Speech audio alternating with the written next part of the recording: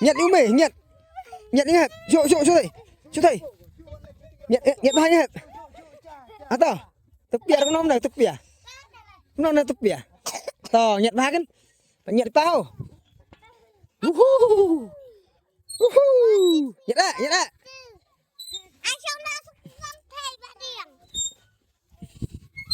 Toh, xong cái liang ho.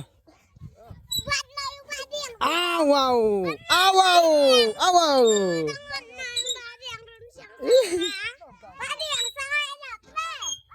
Apa dah? Ai, kelang.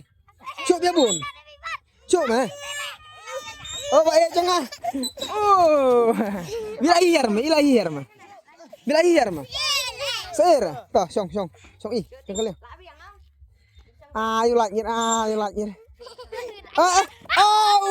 Kurang tiang. Yang. Wacu pang rồi. Yang. Bila kerke, bila susu kiro em. Pang này mà emang? Pang này mà. Pang này mà. Cha. Pang.